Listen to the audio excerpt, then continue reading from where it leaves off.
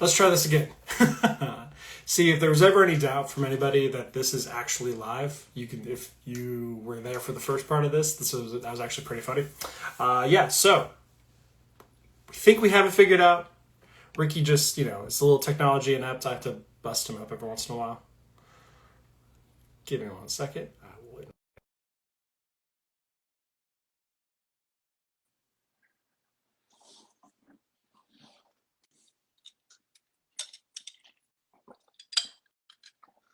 Oh, that's even better. Now we got our old boss Tyler on here. That's even going to be fun.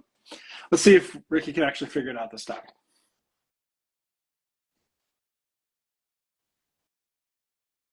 Oh, Oh my gosh, that's crazy. that's It worked.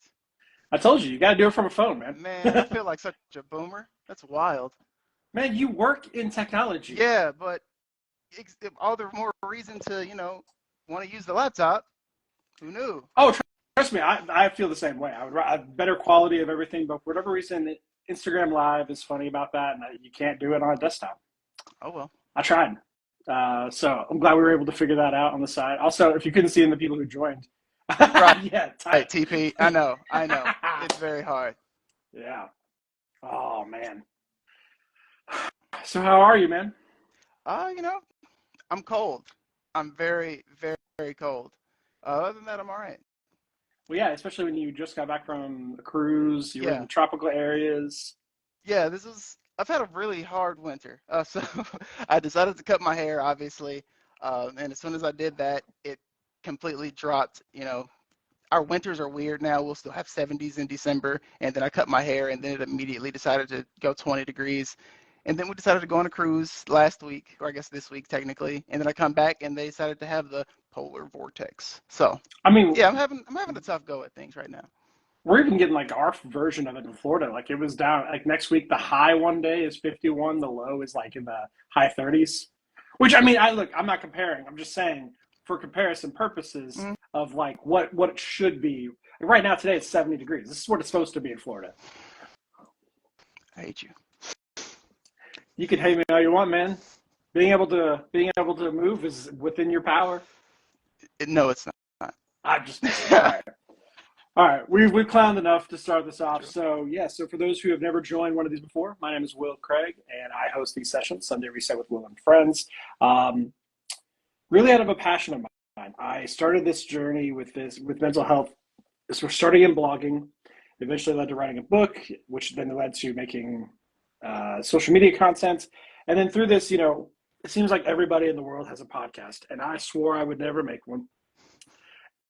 And then I was like, well, okay, if I'm gonna do something like it, I gotta do something. I gotta do it a little bit differently. And so I said, what if I make it truly live? The thing that I enjoy most about the podcast format is it's a good conversation. But we all know there's edits, there's cuts, there's all these different things. What if we can truly just do it live? And the only way I can prove that is by literally recording and letting people watch it live if they want to. And so, without further ado, I have a guest here. His name is Ricky.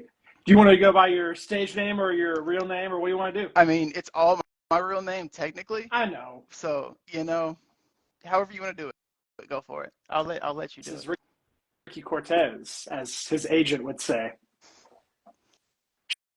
Thank Should we you. talk about that? Should we talk about that at I'm all? sure it'll happen. I'm sure it'll come out. We'll keep it organic. We'll keep it organic. It'll flow. Yeah, man. Absolutely, absolutely. Well, I want to set the stage a little bit for the backstory of Ricky and I. So Ricky and I, and actually it's funny on this live, our boss is on there. At least he was. I don't know if he still is. Um, Ricky and I worked at the same company, but our paths actually intertwined a bit before that without us knowing. And True. for those who have followed my story and things that I've talked about, there's a period of my life and that I was dating a woman and she died unexpectedly.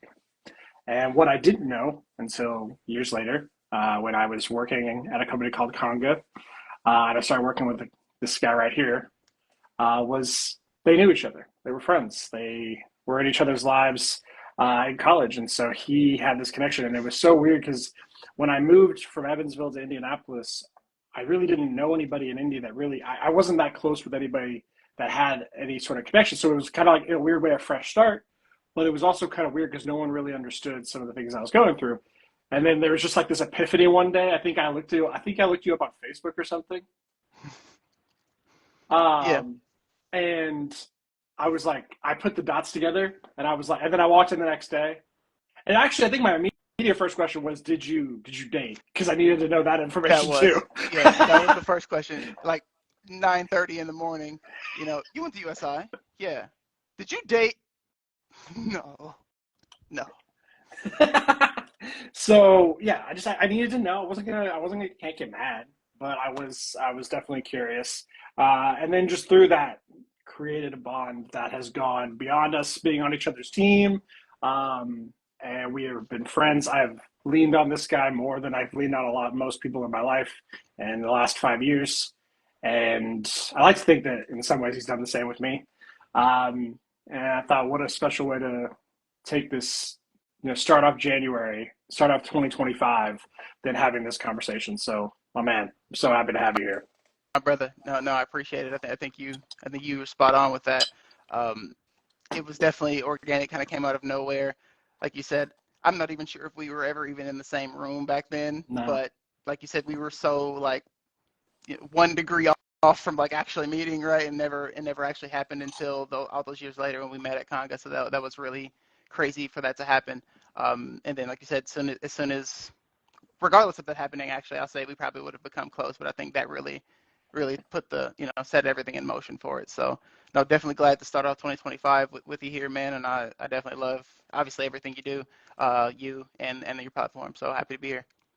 I appreciate that, man. You've been a big supporter. And so one of the reasons that I wanted to have you here is because, you've got your day job. You've got this thing that, pays the bills, it does the things, but outside of that, you've got this passion Mm-hmm. project, multiple projects. I really shouldn't call it one thing because you're doing lots of other things, but it all centers around you being an actor. Mm-hmm. So I want to start kind of a little bit of the backstory. Like, did you do theater in high school? Like, what got you into acting in the first place? So no, actually, I did not do theater. Hey, I did not do theater in high school. I wanted to, didn't do it. Stuck to sports and journalism, all the stuff that I actually ended up doing in college as well. Uh, did some of that stuff in like when I was much younger. I did a lot. I was a big writer and stuff when I was a lot younger, but never actually continued to follow that.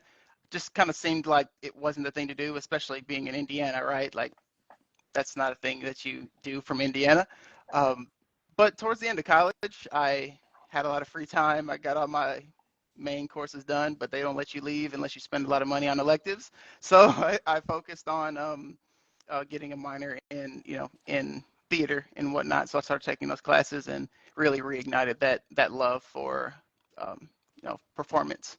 So that's where that came.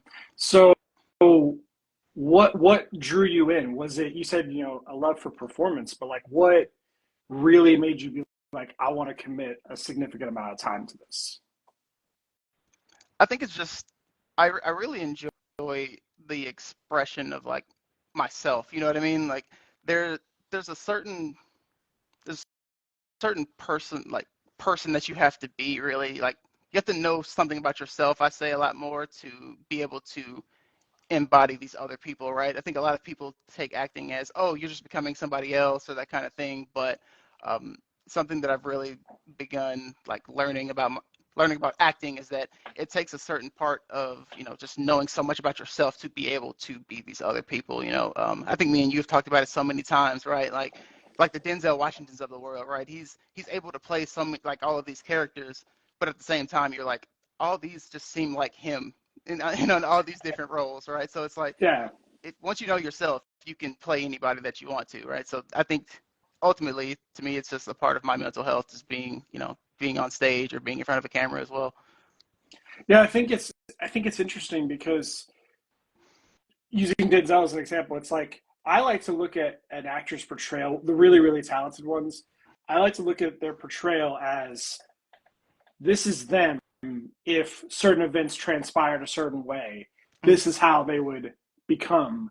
Because if you think about it, even if you're playing like, because it's hard to wrap your mind around like a villain, right? Like in Training Day. Right. Let's use keeping on the Denzel line, Training Day as an example. he's sitting in there, and you're like, how would a guy like Denzel? And but like, all it takes is a handful of series of events to lay out a certain way. You're born in a certain part of town, or you're around a certain group of people, Yep. or socioeconomically. It's so many different things. Next thing you know, a handful of decisions puts you on this path. And so you're seeing the embodiment of essentially an alternate universe. And that's the way I've always kind of seen the really talented people, is the people that could really captivate you, is because a part of their soul lives in that character. Do you think that's fair? I think that's 100% fair. Day one of, once I got out of college and I really started taking things seriously, my acting teacher, who's still like my acting coach and one of my good friends to this day, Tajudeen Riley here in Indy, first thing he tells you is, you know, your character is still 50% you, right? You're never going to Right. lose you. So that's spot on, exactly what you're saying. Any character that you play is going to have some part of you in it. So you might as well, you know, pull what what you had, your personal experience, and put them into that character, right? You can't just make a 100% new person. Okay, so then on that same note, though, then what are your thoughts on when someone calls out like Seth Rogen as an example? People are like, Seth Rogen plays the same person in every movie. So couldn't you argue though that everybody else is doing that too? Everyone else is being the same person. Yeah, because it's all coming from you, right? It's all just different iterations of you. You're just still being you. It's just different degrees of which. So is it about intensity that determines the skill level? I think in a simplistic way of putting it, I say Seth Rogen is 80% Seth Rogen in all of his movies. Okay. whereas say if you want to keep it on Denzel or anybody like that is 20-25%.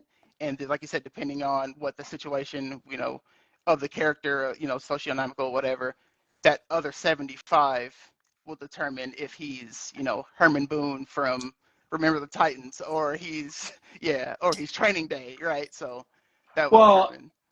and I've told you my Denzel theory before, but I'll say it for the people here. I like with Denzel specifically. I think he's got three really good. If I'm treating him like a star pitcher in baseball, he's got three really good pitchers. People can make a living with one good pitch. He's got three, as far as I'm concerned. He's got badass motherfucker Denzel, which is that's your man on fire, Yeah, equalizer, man on fire, safe house, things like that. I'm gonna yeah, kick some ass and take some names. Then he's got flawed Denzel. That's where it's like Flight or yeah, Training Day, where he's in this lane of like, ooh, it's like you see some good, but you also see he's flawed. right. He's wearing that that crown well and not well. And then you have self-righteous Denzel. He's like, all right, I'm going to inspire the people. That's your Malcolm X. That's your Remember the Titans. That's your what's the public speaking one he did? Dang it, I'm blanking on it. The I Great Debaters. I forgot about that one. Okay. Yeah, so there's those. So I always see it like he fall, and I don't mean that that's all he's got. I think the best part of him is that he can weave in and out, and like you see, like I said, he's flawed in Training Day, but then he has that final speech. Then he kind of gets to that self-righteous a bit, and he taps Yeah, into that lane. So I don't mean it to say like he just goes into this one thing and that's all he does. I don't mean that at all. I mean he's got a spectrum. So going back to your Seth Rogen analogy, Seth Rogen's got one pitch. He is the funny, awkward guy who kind of just makes some jokes and laughs, but he's very good at it. There's nothing right. wrong. You can make a great career, and he's found his own way beyond that in like the back end of the movie making experience too. So no knock on Seth at all, but I just think they're just playing different games. Exactly. Yeah. I mean, like I said, once you find your thing, you tend to stick to it. And I won't say it's easier to be Seth Rogen versus Denzel, but it's easier to be Seth Rogen versus Denzel. I ain't gonna say it, but I Yeah, said it. yeah. No. You know what I mean. No. Now, I want to pull a thread that you mentioned a little bit ago. You mentioned like the mental health aspect of acting. So, I think about it in terms of acting, but it could be really any form of art, any form of self-expression of some sort. When you put it out there for the world, there is definitely the mental baggage that one might Huh. carry when you go into that. And so I'm curious, 100%. like how do you navigate those waters? Uh, I'm still actively trying to navigate those I won't say correctly, but the best way for me, right? Right. Um, it's tough, I'm actually sitting, I mean, you can kind of see my lights and stuff. I'm in, where I do most of my self-tapes or auditions, anything like that. And a lot of times I'll just kind of sit here for hours at a time and just have a lot of things that I've written or really want to shoot, and then they fit in my head or even on paper. They look great. I'll even shoot it and be like, oh, this is great. But then right before you post it, you have that sense of, but I don't know if anyone's gonna like. You know what I mean? Right. And you have that one side that thinks that, and the other side is like, gives a, who cares, right? Put it out, because that's really like all you care about is getting things out there. We talked about that millions of times. Get it done and just get it out. And yeah, that's that's the biggest mental health. Well, one of the biggest things for me that I struggle with is like, I don't know if anyone's gonna like it. I don't know if they're gonna understand it. Um, you know, it's more than 30 seconds, and nobody's attention span carries on more than that. So yeah, it's a lot, and it's very frustrating that I go back and forth on that very often. Yeah. And it's there's so many layers to this too. Like on the front end of what you just said, like the thing that crosses my mind is like you. I wish someone would teach everyone when they're growing up, when you're talking about things like art, stop saying things like, "Oh, that sucks." Don't say that sucks. And I'm not just trying to be nice to be nice. I mean that genuinely. Everything has an audience. Sure. There's an audience for. I mean, look at fucking OnlyFans. There's an audience for fucking everything, right? And I'm not hating. Like, No. enjoy what you enjoy. As long as no Right. one's getting hurt, I don't really care. And so my point is that you shouldn't say that movie sucked or that song sucks or something. Just say it's not for you. Right. It wasn't for you. It wasn't meant for you. And I wish more people would take that side of it, because like, while I'm not an actor, like, I mean, I put all kinds of content out there between the book and the blog and these videos and all these things.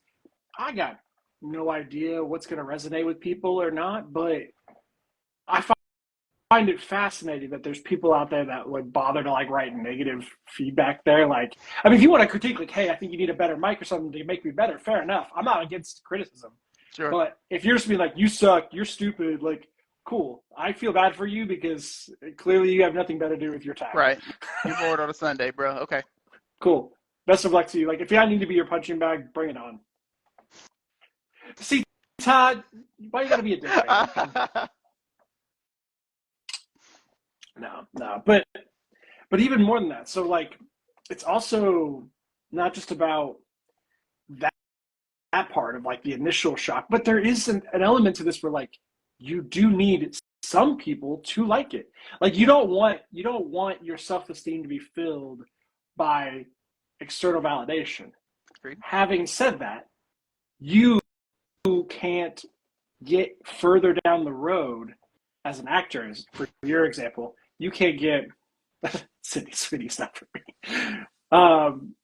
You can't get further on the road as an actor if people don't buy tickets. They don't watch your movie. They don't watch these things. Like, they don't come to see you. If that doesn't happen, you don't get to keep going further with the thing you love.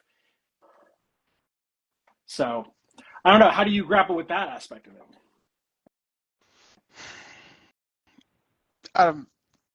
It's definitely something that, I won't say it's something that I'm like constantly thinking about.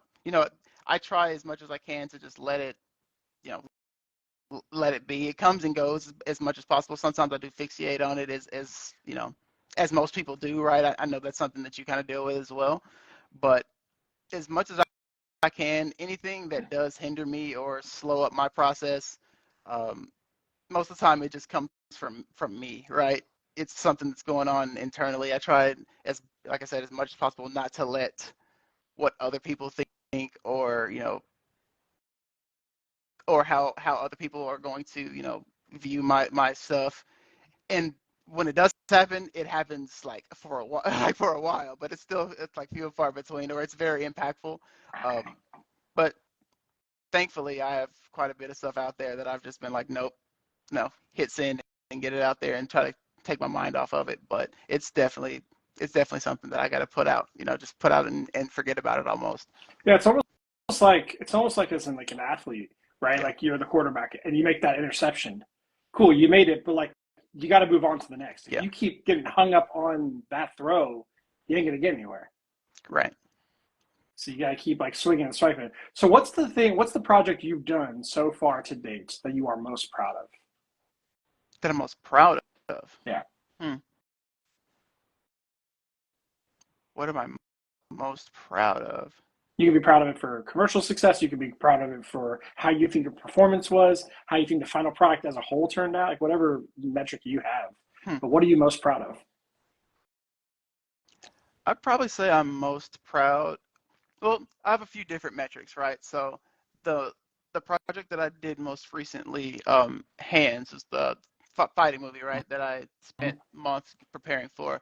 I'm most proud of my preparation for that, just because I like locked in and I was in the gym, eating better, put on pounds of muscle, all that stuff to prepare for that. So I think in that aspect, I took my preparation to like a completely different level for that before I even got to set. Um, so that was something that I, focused on and really wanted to improve because I know that's what put in, put actor here would do. Um, I would say as far as, commercial or anything success that I've seen, um, my movie that I did back in 2022, Charlatan. That's my first movie that ever went on like Amazon Prime and still there. I love that movie to death. It's a very good movie. So I definitely think that's probably my most you know most successful one that I really like the most. Um, yeah, and then also have a Perfect Man that shout out to Sarah Hankins for blowing up my spot a few years ago. She saw she saw my big poster with my face on it outside of the Phoenix Theater downtown. Oh yeah, when we had our premiere, so she put it like in the Teams chat or so, at work. So she made sure everybody knew that. That was pretty cool. Um, so yeah, I have a few different. You know what I mean? There's a lot of things that I really enjoy about what I do.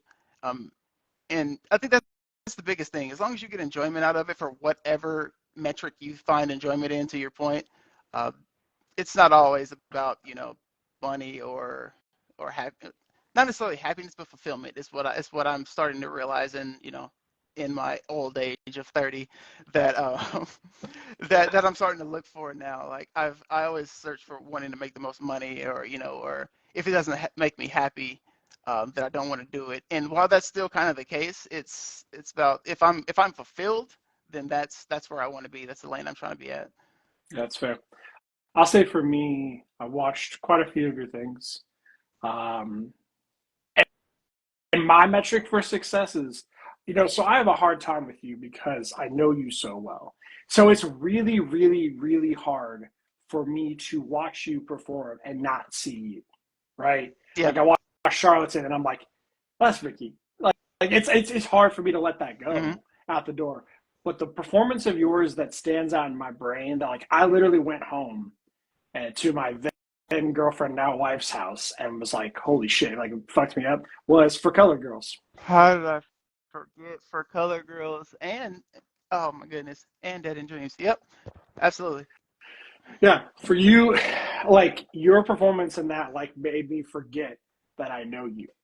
And so that's like my metric of success in this part is that like I think about it in terms of like knowing you personally. So I have to imagine it's got to be weird like in Hollywood, right? Where you like, John Krasinski's really good friends with Matt Damon. Like, can he watch a Matt Damon movie and not like, can he even like do that? Like, would you enjoy watching Jason Bourne knowing that's your boy? Right. I don't know. No, Like, could you enjoy that? that's what a lot of people say. Like I have friends who are just like I don't know if I can watch you, go see a movie or watch you on say anything like that, right? Because I know you. So if you're not being place Ricky here, if you're not being funny, goofy, normal Ricky, I don't know if I can get into it. And I'm just like, well, then I feel like I'm not doing a great job as a storyteller. Then if that's the case, like I want you to, you know, forget me for 2 hours, forget the Ricky you know for 2 hours or however long, and say, oh yeah, you are you. You know what I mean? I want you to either love or hate my character like you're supposed to, because I think that's the best. That's the what's the word? That's like the most happy that I would feel, right? It's satisfying. If someone comes out and say, satisfied, thank you, that's what I'm looking for.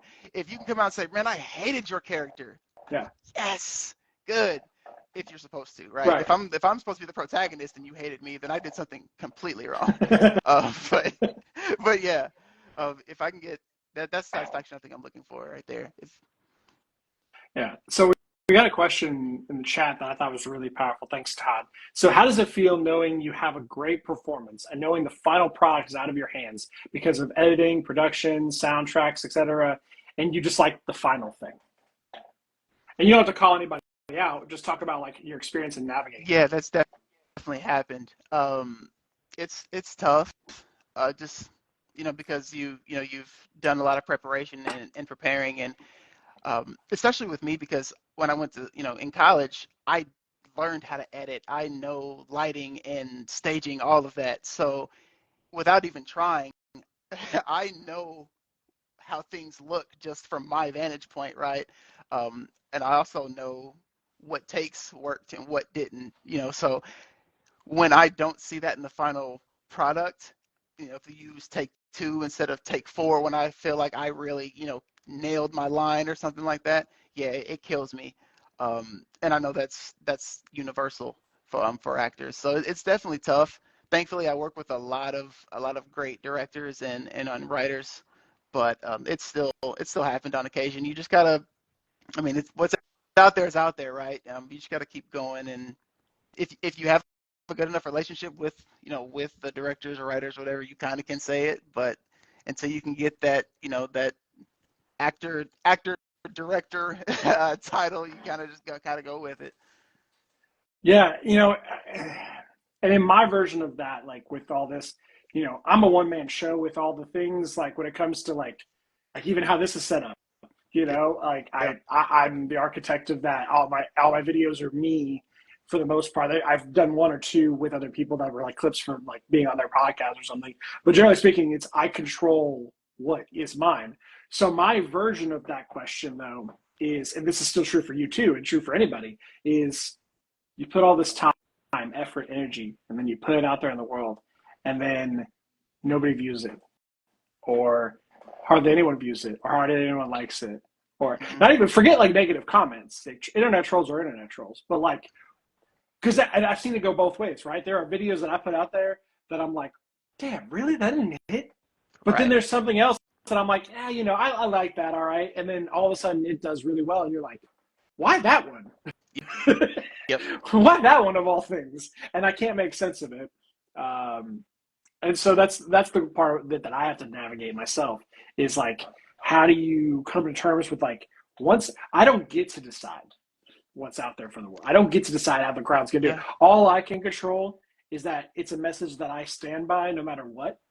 Because even like if I go to my blog as an example, if I go back to like years and years ago when I first started it, there's stuff I wrote that I probably don't even agree with anymore. But I would never take it down. Why? Because in that moment, it felt very real, very honest, genuinely me, and it will always be that for me. 100%. No, that makes perfect sense. And like to that point, right? All I can do is control my performance, right? So Right. regardless if it wasn't the take that I liked, or if I didn't necessarily like the outcome, if I feel good about my performance, you it is what it is. It's tough. At least I can watch it or know that it's out there, but I was strong in my performance, and we're on to the next one, right? So got to let it go. Yeah. Yeah. I was actually listening to I think it was whatever that series is where it's like the two actors sit down with each other. It was Actors on actors. yeah. So it was Kieran Culkin was asked the question, how what are your thoughts on actors as storytellers, something to that effect. And he's like, I'm sorry, I don't subscribe to that. I do a job. They are the storyteller. They get to cut, they get to edit, they get to write. My job is just to put it out there and then move on. And so he's almost like calculated about it, where like you kind of etched on that, but you still take it personally to some degree. Whereas for him, he's literally like, I come in, I do my thing, what they tell the story. I just play a part. I get what he's saying, and I mean, if you're black and white about it, absolutely. Right. But I think that, I mean, you are a part, like you are, you drive the story. Like Right. they can tell the story, but you drive the story, right? Um, I think it just depends on what kind of actor you are. There are some actors who don't like. Obviously, they know the story, but when it comes to the script, they will only read, piece by piece, so they can feel the surprise that comes with the twists, all that Mm-hmm. stuff. And then there's some, They're intentionally obviously, like left in the dark. They're exactly. intentionally left in the dark. So So they, it's yeah, genuine surprise. right. Yeah, yeah. There's others who, of course, will read it 100 times, so then they can kind of slowly, kind of build up in certain subtle ways to the surprise or whatever that's coming. So it kind of just depends. It sounds like the actor you're talking about is definitely the second one, right? Who was just like, hey, I'm just here to get this story told, right? And then I'll leave it up to you guys. But I think I'm definitely on the side of I am a storyteller, right? Whether I've written it or not, I know what the story is, so I'm going to help tell the story as best as possible. Uh, and if as long as I'm telling that story and making sure it gets to the finish line, then that's a win. Yeah, it's interesting because I think you can take, because there's some people that are like, well, I'm not an actor, I can't really relate to this, but you can apply the same logic to any job, I would say, out there. There's just different interpretations about how the job works. So as a great example, I was just having dinner with my wife and a friend, and Exactly. we were talking to the bartender at this place, and he was talking about another bartender in town, and they were talking about the guy we were talking to was saying, I look at the bar as I built a bar program. It is like I have certain cocktails a certain way. I have certain things. That is the show. I am merely here to facilitate the show of let the cocktails speak for themselves, let the drinks speak, let the experience speak for itself. The other bartender we were in conversation about, I don't know if you've ever heard this term before. I have, but my wife had never. He considers himself more of like a star tender, where he's the show. He's the reason people are coming in. The drinks are a byproduct of just whatever, but he viewed it as I am the reason people are coming back to this establishment. The drinks be whatever. Yeah, we could come up with new cocktails and they'd still come back because I'm here. And I think, and then that's a job that people can relate to. Is how do you choose to approach it? I don't think there's something wrong with either of those approaches. It's just a matter of how you choose to have a relationship with your work. I mean, look at we both work in client success. Some people look at client success. You could literally take 10 different client success managers and ask them what their roles and responsibilities are, and they'll give you 10 different answers. Correct. Part of that's the way their company is structured. Part of that is how they choose to interpret the role. Part of that is just the nature of the decisions of where their company is at not forget the product, where their company's trajectory is at, Right. And so I think it's something we can all relate to is like, how do you understand what your role is? How do you have confidence in what that role looks like? So how do you navigate that both in your day job and in your acting? I think overall, of course, to your point, it kind of depends on, to, relate that to acting kind of depends on the, my role versus the story, all that stuff. But I would say for me, it's overall, it's going to be telling the story, right? I think that's going to be my overarching, like, number one, as long as the story's getting told.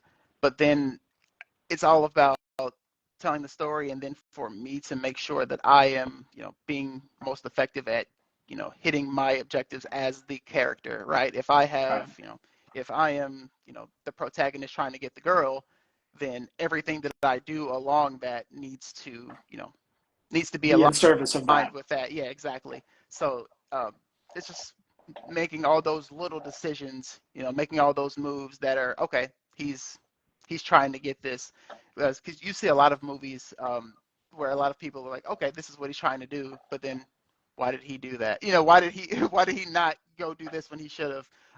And things just don't make sense. So I think ultimately, as long as you have your priorities going in prior to, and you talk to the director same way you would talk to your manager, right? Of, hey, what are my clear objectives that I need to be doing in this job? As long as you guys are on the same page, then I think it should be effective either way. Yeah, I mean, if you know what your North Star Yeah, is, right? If you know this is the end goal. How we get there can be any one of 100 ways. We tried this way, it didn't work. We try another way, then it worked. Maybe it works a little better if you do this next time.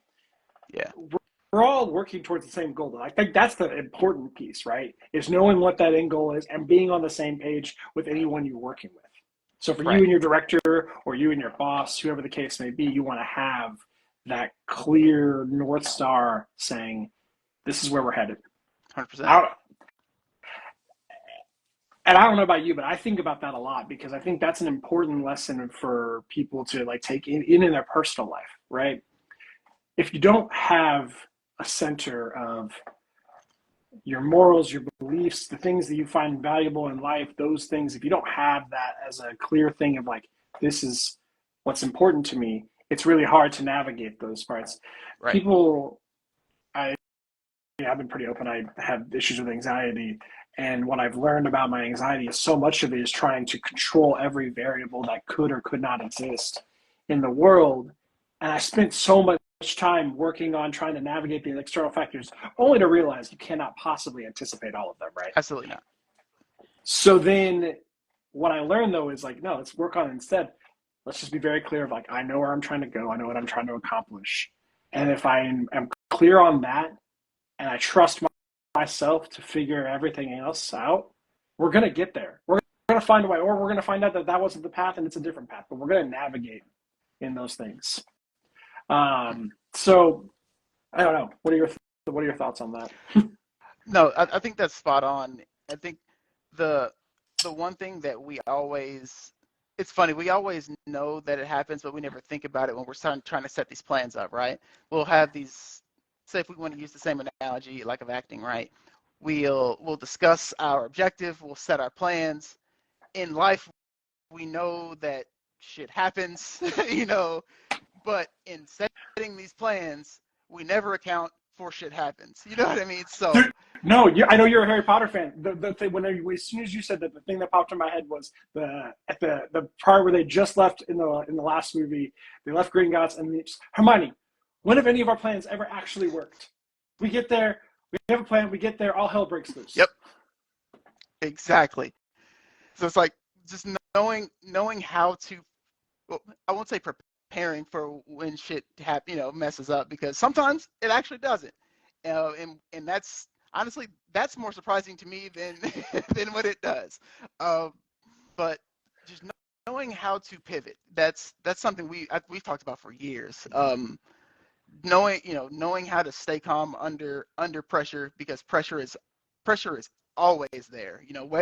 Whether you know it or not, you're constantly under pressure on something.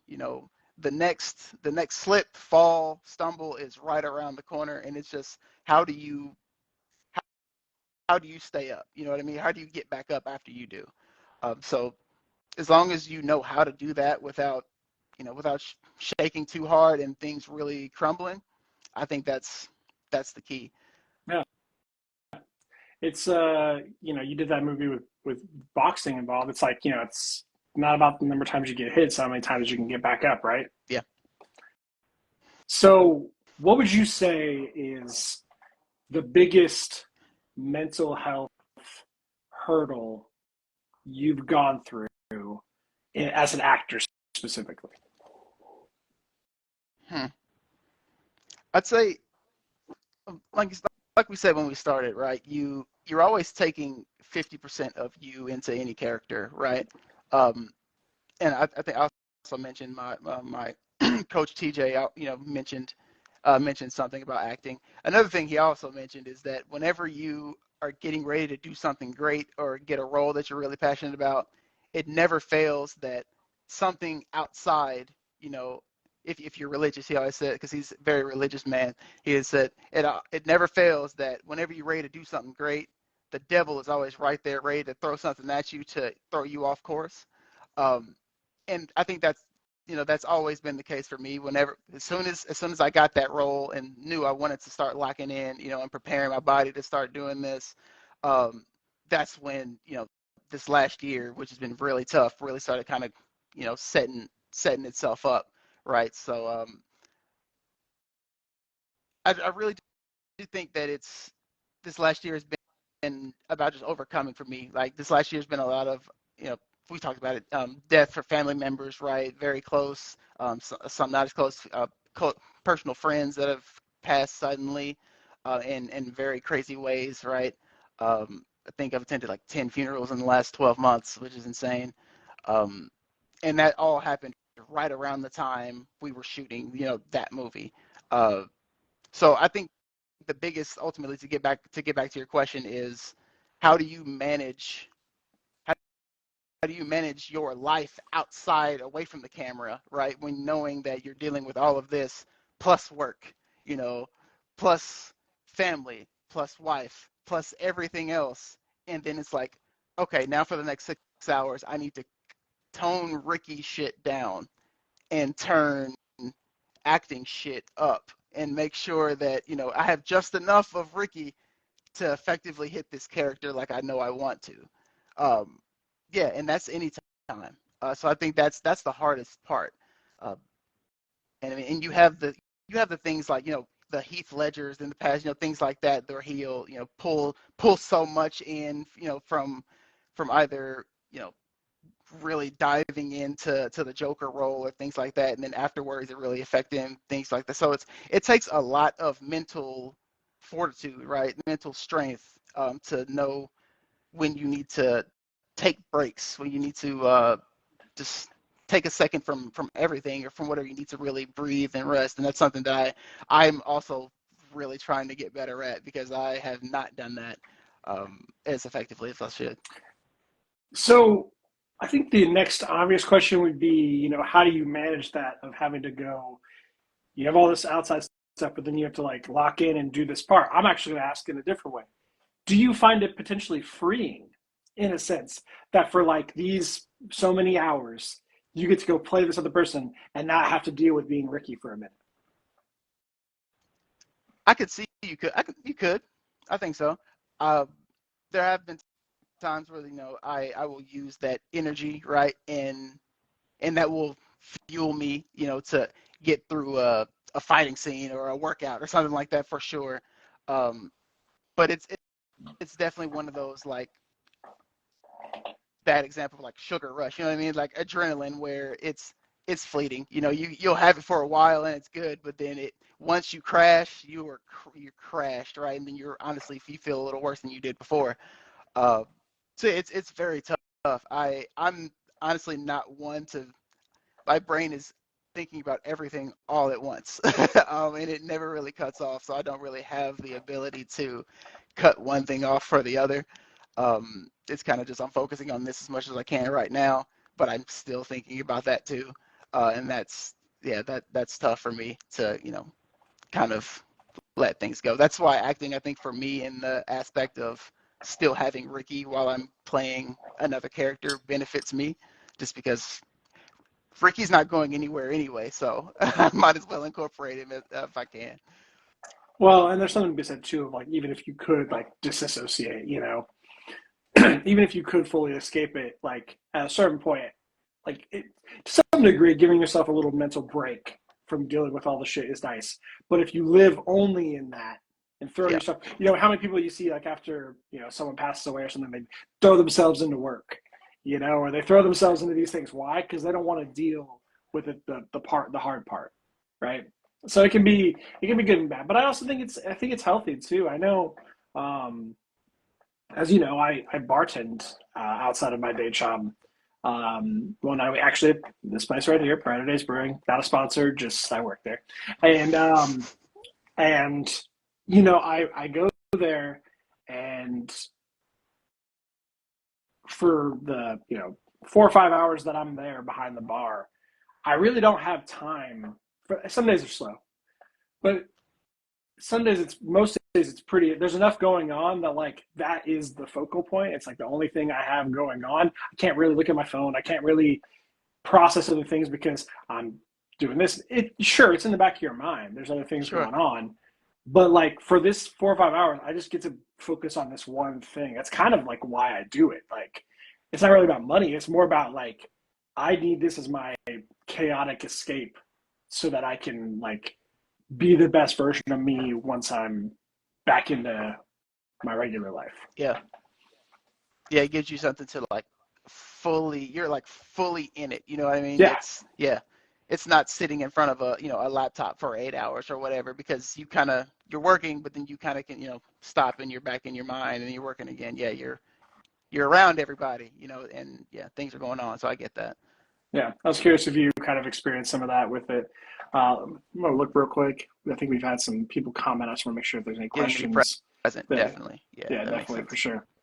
I think Andy had asked one earlier about your. Hold on.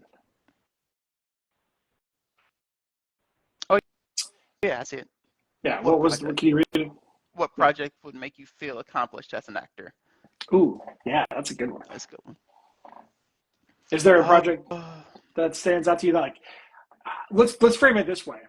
Is there a project that an actor had whether you don't know them or not, but like I'm talking like anybody has done that you're like, man, if I got to have that role, I could sink my teeth into it so good.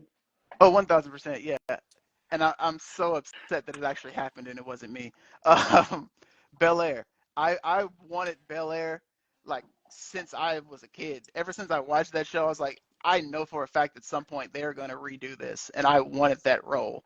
And yeah, that was like my dream role. Once I knew about it, I tried my hardest to find it, and I missed it. I actually love that show. I love the guy You're who talking plays about Will now. He's dope. you're talking about The new the new New iteration. Bel Air, yeah, new Fresh Prince, yeah. Still have not watched it. You should, you should. I think I'm being a little bit of a old head about it. Like I love the other one so much that like I'm worried that it would. But everything you've told me is it's good. So it's not like it's Yeah, about good or bad. I have such a fondness for the first that I don't as know do that I. I want to make sure that I don't go into it with any sort of negative connotation. Yeah, I think they did a good job about marketing it appropriately, because they marketed it and said, hey, the tone of this, nothing about this except, obviously a few similar details on, cast, all that stuff, is like the Fresh Prince of Bel Air. It's completely different setup. So I think Yeah, the character they names do are the good. same, but at the end of Yeah, the day, the it's premise is the same, but everything is different. It's more of a serious tone show, and it actually works. no, that's good. That's a good one. Now you're making me think. Like if I was an actor, Hmm. what would I have? What's a role that I would have in the Harry Potter universe? I would love to do a version of Sirius Black. Lindsay would love that. My favorite character. I mean, I got it literally tattooed on my arm, but like I think about like the nuance. That's why I'm actually like for the Harry Potter people out there, I'm actually pro them making a TV show solely for the fact that like Hmm, if you're really gonna do every book gets one whole season, think about how much more you can get into that's fair. the actual like nuts and bolts of the That is very books. fair.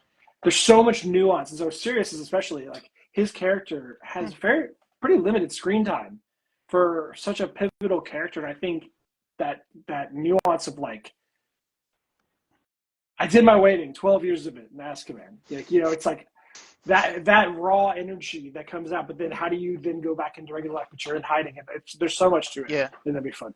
I think that would be there. That's its own a spinoff by itself, honestly. Um, Yeah. Out of curiosity, then staying in the same kind of lane of that question, what acting performance by somebody else recently, or maybe not recently, one that just first thing that comes to your head, like what's a performance that you've seen that you're like, holy shit, that took it to another level that like almost like especially for you, like it inspired you in a way where you're like, hmm, this is what the best of it can be.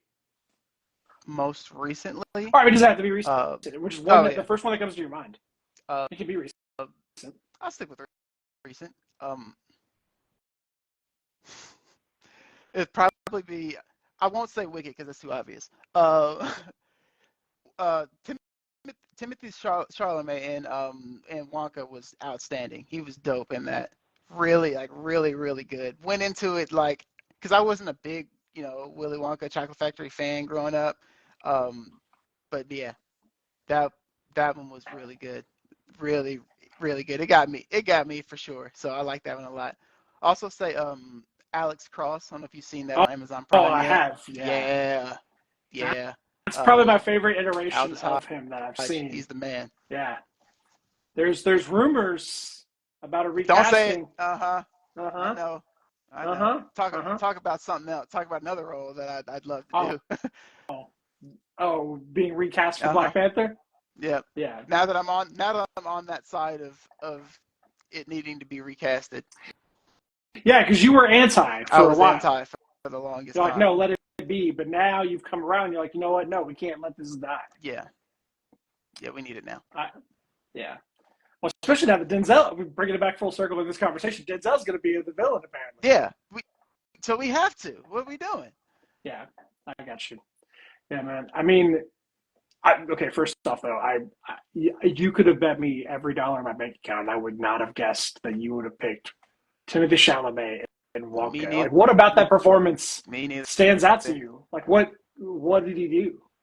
I've not seen it. I still We don't tried to watch it 2 different times on HBO, and it like wouldn't start for still some don't know. reason. Man's incredible. Man's man It man's just captivated you. he's captivating. Absolutely captivating. Have you seen A Complete Unknown yet? No. I haven't either, but I want to.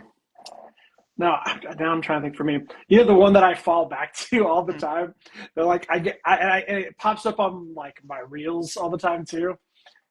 The Andrew Garfield scene in The Social Network. You better lawyer up, Yep. asshole. Yep. That whole bit right there, you can like see it in Jesse Eisenberg's face. It's like, holy shit, this guy's gonna kill me. Yo, Andrew Garfield is he's not underrated, but he's underrated. You know what I mean? Oh yeah, Bryan Cranston in Bryan Breaking Cranston. Bad. Oh, Yeah, of course, absolutely. of course, Yeah. of course. Without saying Yeah. anything. No. Yeah. The only downside to that is that like that's his peak, and that's gotta suck as an actor if you know like I already hit my peak. Like you ain't beating Walter White. Like you're just not. I don't care what you do after that. Hey, that's fine. Shout out to him because his peak came in his 50s, so that's fine. Well, and especially when you consider this is actually really interesting too from like a mental perspective as well. So he is prior to Breaking Bad, he is Malcolm in the Middle, or like he's kind of usually a lot of like wacky characters. Frankly, like he was like the dentist in Seinfeld, and like he has that kind of lane that he's in. He was right. What's the big head in Power Rangers? I can't think of Right. the name all of a sudden. Like Yeah, he's in some like that kind of stuff, very showy, very boisterous, very all over the place. And so I distinctly remember a friend of mine was watching it while I was live on it, like season 1, season 2, and he was like, dude, this show Breaking Bad. And I was like, okay. You're telling me the dad from Malcolm in the Middle is meth dealing? No, I don't buy this for a second. There's no way that show sticks around. Probably my worst take of all time. You quickly forget that he's Malcolm's dad very quickly. 2 years later, I came around. I was like, all right, I'll give it a shot, and I was locked in. And then I to this day, it's still my favorite show of all time. Yeah, Giancarlo Stanton. Yeah, such a controlled performance. So, and these are actors that, like, of course, you have your Denzels, your Samuels, your Leos, right? But these actors are what you call character actors, right? Like they are the ones who I was gonna say, can you explain what a character actor is for those who don't know? Like I said, so the ones I just named, those are your big time. Not that these aren't big time, right? But you're big time who tend to kind of play the same-ish characters, right? They're definitely talented, but they play main guys. Don't really deviate too incredibly much. I won't say Samuel because he definitely plays everything. But the Juan Carlos, even the Bryan Cranston, you get into Michael. What was he just passed away a little bit ago? He was from The Wire. What was his name? Oh, damn it! I know who you're talking about. Yeah. But yeah. So yeah, guys like those, they are character actors, and what that means is like they may not be top billing, right? But they're gonna go in and they're the guys that you remember, right? They are the characters that captivate you, and they become the face of the show without being that guy. You know what I mean? Or the movie. Yeah, they are him from The Wire. They Philip are Seymour Hoffman, I would argue, yeah, exactly. was definitely that. They're Juan Carlos Stanton from Breaking Bad. Like you think about him. Yeah, so those kind of guys, those are character actors. He's about to be in the new Captain America movie. That threw me off. I realized that because he popped up like in the last 10 seconds of that trailer. And I was like, oh, hey. Yeah, I'm actually, Marvel has deviated off the path a little bit. They've had some hits still, but they've definitely post Endgame has been just a little bit up and down, Yeah. right? And so, Andy, the guy that you said I look like is the #1 poster child of of a character actor. I can't think of his name. He'll put it in the chat, I'm sure. That's the other thing I like about doing these live too. Is like we just actively get people commenting and leaving questions, but also leaving notes. I want to be Harrison Ford when I grow up. Harrison Ford's acting, by the way, on Shrinking, incredible. You haven't seen Shrinking? It's Jason Segel. It's on Apple TV. Oh no, I haven't watched anything on Apple TV. That's why, dude. Except Ted Lasso. So same writers. Huh. Same writers as Ted Lasso. Same people. Brett Goldstein comes into season 2 as well, and he's obviously a writer too. But like dude. If you haven't, you need to take the time. Say less. You need to watch that. It's so good, and especially season 2 takes a swing that I don't think many people. The storyline in season 2 goes down a path that it's a very, very thin line of what people are going to be comfortable with and not, and you have to even on a personal level navigate those waters of how do you feel about this? There's a conflict at it. I don't want to spoil it for you, so I can't. Thank you. But I'm just saying you definitely need to watch it, man. It's so incredibly good. Andy put the guy's name in. Yeah, this guy. He's definitely the poster child for character actor. All right, we've done this for about an hour now. We can keep going if you'd like, but I do have a question that I definitely wanted to ask you before going into it. So, if you were going to sit down with a young actor, someone who wants to get into acting, especially if they're from the Midwest, right? They don't live in LA or anything like that. What advice would you give them? What advice would I give? I would say #1, never get away from taking classes. No matter how many projects or whatever you do, classes are always going to be that always going to be your base of what you're always going to get better, basically. Then I would say do not let where you live impact your mentality of how hard you want to work, right? If this is what you want to do, then you'll find a way to do it here. You'll find a way to travel to Chicago, to Atlanta, to Memphis, to jump on a plane and get to LA. If this is what you want to do, you'll find a way to do it. And that's something that I've had to, train my brain over the years to do, right? Because it was always I'm in Indiana, I'll do what I can here, but I'm in Indiana. And then over the years, I'm like, wait, cars exist. I make money now. I can get on planes. It's crazy. So the more that the more you put into it, the more you'll get out of it, right? Eventually, you get agencies, which I have, right? You get managers, which I have. Shout out to Will Craig and and Precious Thomas for sure. So yeah, I mean, ultimately, the more you put in, the more you get out, and that's in your your skills, that's in your team, everything.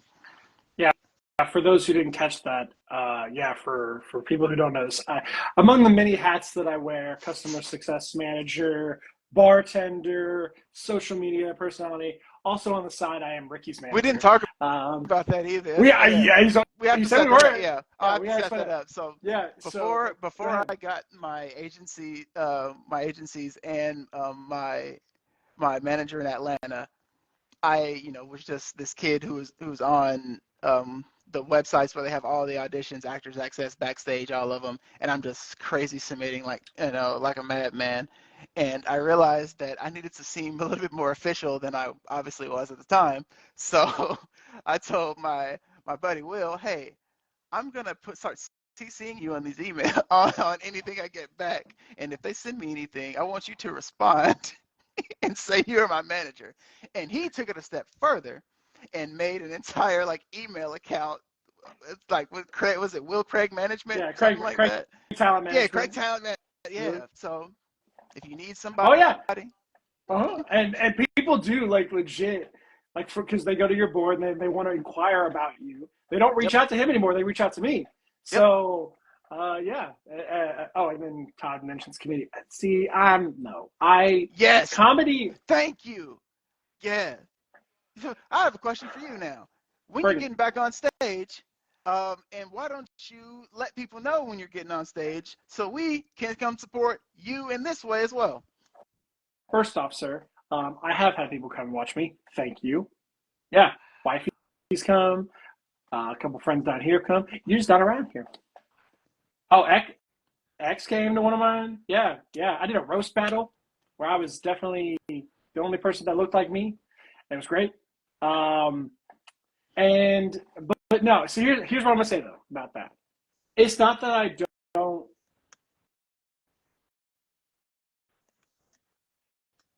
When it comes to me and comedy and I have a very back and forth relationship.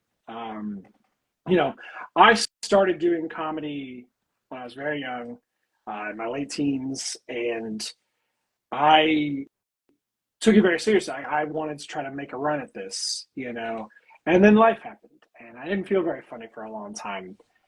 And now, like, comedy for me serves a completely different purpose. It's not like a self-deprecation of saying I'm not a comedian because I, don't get this or don't do that or any of those things. No, I'm not putting in the work that warrants being called a comedian on purpose, by the way. If you want to be a professional stand-up comedian, you need to be working on the same 2 minute, have a tight 3 minutes, have a tight 5 minutes, have a tight 10 minutes. You need to be working on the same bit over and over and over and over again, because that's how you hone your craft. That's how you get really good. That's how you know the swings. You can change it a bit for the audience. You can get so good at it so that when the headliner comes, they need someone local to be the opener or be the feature. You've got it laid out. You ready to go. Mm-hmm. I don't do that at all. My whole thing with comedy now, and I've been on a stage a handful of times in the last year. My whole thing with comedy now is I decide about 5 hours before the show that I'm going to do it, that open mic. And then when I get done with work at 5:30, 6, whatever, I go in my room and I write out whatever I'm going to say that night. That, like, in that moment. And then I drive to the venue and then I go do it. And okay. And the next time I do it, I do the exact same thing. So I'm not putting in the work to become a good comedian, because that's not what I'm trying to get out of it anymore. It goes back to the same thing as bartending for me. For me, it is that controlled chaos of it. I'm essentially like putting myself in a position to like induce panic and anxiety. Like I'm forcing it because that's where I'm my most comfortable. That's interesting. I don't do well in peace. Peace is not for me. I need the fight. I need the struggle. I need those places. And I have proven time and time again in my life that if I don't have those outlets, if I don't create some of that chaos, I will create it one way or another, whether I mean to or not. I will self-sabotage. I will lean into my worst habits. I will be the worst version of myself, if for no other reason than to try to fight my way out. And that's not healthy, and that's not getting me anywhere in life. And I have too much that I care about in this life. My relationship with my wife, my relationship with my friends and family. I have too many things that I give a shit about now that I can't. I have too much to lose to try to make it a possibility that I might self-sabotage. But I still have a desire for this chaotic energy to get out of me somewhere.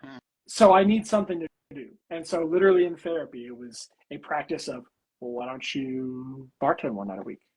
And why don't you do comedy, but do it, and I came up and I was like, just doing comedy on its own won't do it for me. I gotta, it's almost like the way I describe it to some people, it sounds like I'm an adrenaline junkie. It's not so much the adrenaline. It's more just it's the Scheduled controlled chaos. chaos. Yeah. And so I call it controlled chaos, but same idea. It's controlled chaos. It is chaos that I get to do it. And it's a healthy outlet and it's not going to fuck up my life in any way. It's just going to be a place for me to get this out of me so I can go back to being the best version of me. Because I've worked too fucking hard on me to ever revert back to that. That makes perfect sense, actually.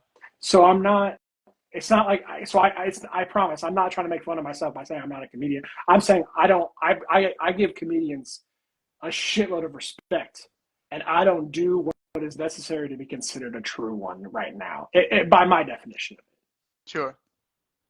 But by the general sense of like, am I willing to get on a stage where other people won't? Yeah, sure. Then in that case, you want to call me that. But among the people, it's kind of like this actually. Same with musicians. I know how to play a handful of instruments. I don't practice regularly, but I know how to play them. Sure. But so if you're looking at a bell curve of musicians, of people in the world, I'm probably on the right side of it. I'm on the side of it because there's a lot of people that have never touched a piano, have touched a guitar.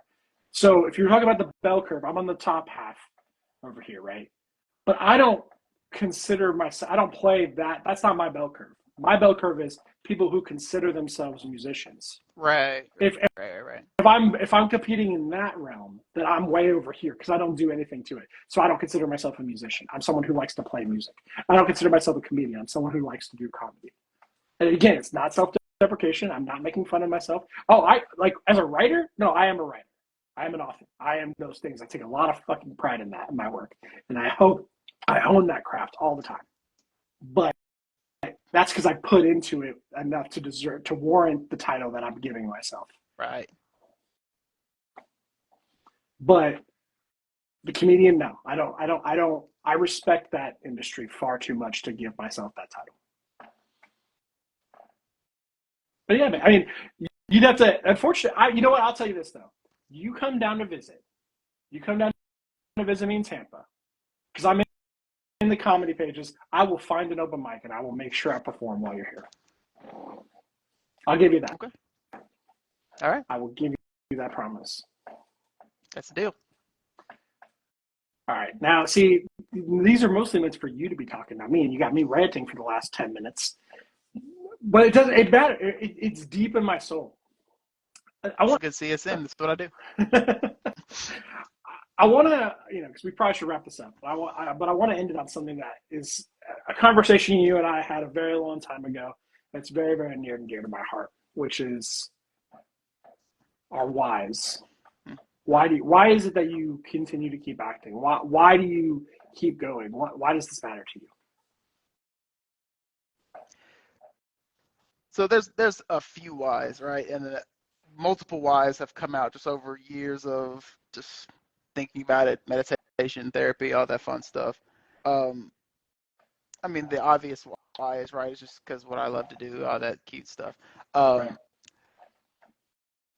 The main why for me, like kind of like really deep, is just because like when I was a kid, you know what I mean, being at my grandmother's house, like just me, no cable, just kind of just chilling. All I had were movies, right? All I had were these VHSs, all of these VHS tapes and stuff that I would just watch on repeat, like for months, years, like the same, who knows, however many.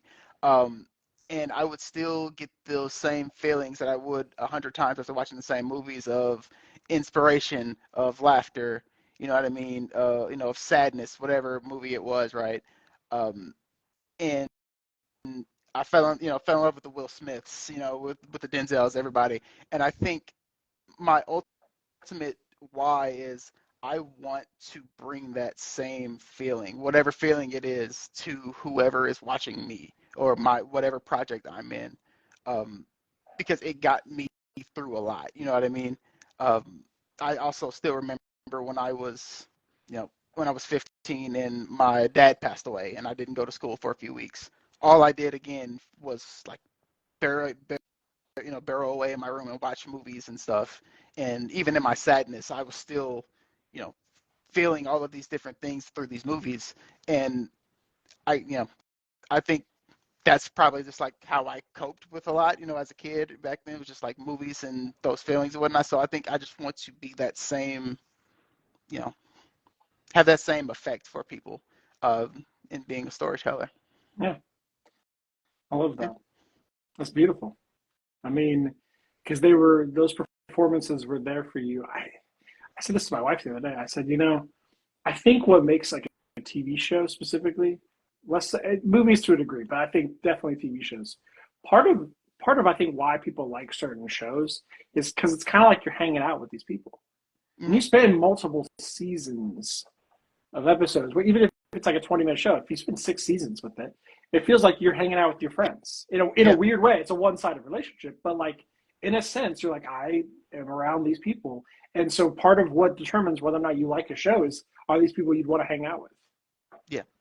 Way more people are upset when, even if it's a series like of movies, way more people are upset when a 10-season show ends versus 10 movies.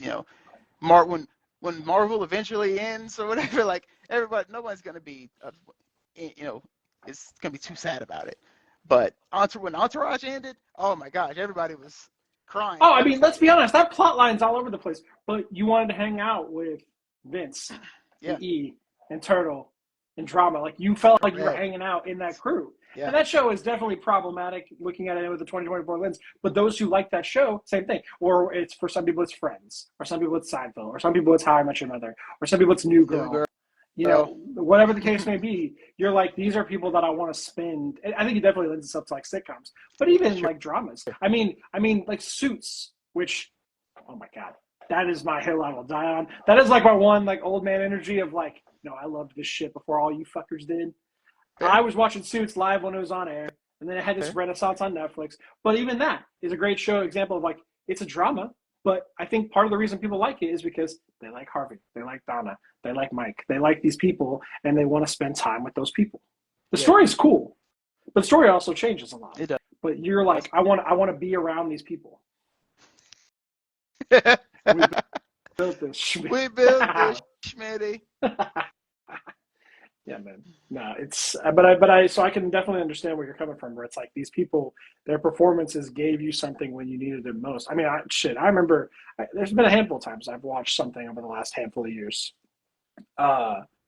where maybe I wouldn't have even cared about that movie, but it hit me at the right time in my life, and I watched it, and it just hit right here, and you're just like shit. And now I'm like attached. Yeah, it's those performances where you may have never been in that situation. It might not ever be for you, but it hits you and messes you up where you you think it's your life story, right? It's like I remember being like 5, 6 years old and seeing the episode of Fresh Prince where he cries to Uncle Phil about his dad leaving. You know what I mean? Yeah. And I don't know anything. You know what I mean? And I see that and I'm bawling. Like, why? I'm fin. Grade. I don't know anything. Why don't he want me? But that's all I needed. Why don't he want me? River. Yeah. So, dude, no, there's those performances that stick with you, or just like the storyline or how they handled it. Because some of it's not even the acting. Some of it is like the way the story is written as well, and how it's presented, and the environment and stuff. It's a relatively new movie, so I won't spoil it. But there's a movie called My Old Ass that came out recently, and it delves into like grief in a different. It takes like a whole really different spin on how. Yeah. Oh, yeah. It takes a whole different like spin on. Okay, so then like the end at the end of it, where you see where the story goes. My man was.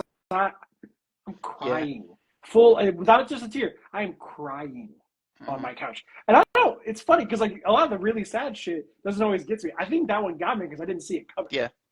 And then it just caught me, and I was like, I've been in that place where you're like, would it have been better to not know this person?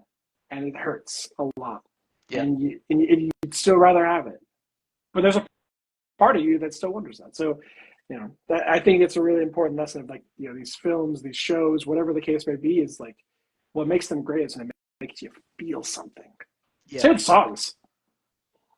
yeah. That emotion plus songs plus Timothy Chalamet is exactly why Wonka got me at the end. Which, full circle. Go watch it. You'll understand what I'm talking about. Hey, it wasn't my fault. HBO literally, I'm not joking. We tried to watch it multiple different times, and for whatever reason on Max, it like was not like playing. I was like, all right, I guess we're not watching this tonight, and we just never got to it. But I'm with you. Like I really with Timothy is funny because I think you look at him, he's pretty, like he's you're like nah, but like every single time that dude He delivers, does. and I'm like, you know what? I can't even be mad at you. Like, and he doesn't seem disingenuous in his interviews. He seems like this is who I am. No, he actually seems pretty chill, which is crazy. Yeah. Yeah, just he's a Chelsea fan, so this is my only knock against him. But that's another story. Yeah. All right, my friend. I'm gonna let you go. This is that classic time on every show like this. Got anything to plug? Anything you want to say as the last word? Obviously, follow me on socials, man. Here, there'll be new things coming. I'm actually in the process of getting website started, so be on the lookout for that. I know Will started saying everybody has a podcast. Well, I will also be joining that club here at some point. So when I do, expect to see Will as one of my first few guests. Until then, as always, brother, all love. Appreciate you. Thanks for having me on, and I'll be around. Absolutely. Thank you for coming, man. And if you got to only watch parts of this live, it will all be available on Instagram. It will also be available on YouTube. And then, yes, I will get it up on Spotify as a podcast. So, yeah, until next time. Thanks, buddy. See ya.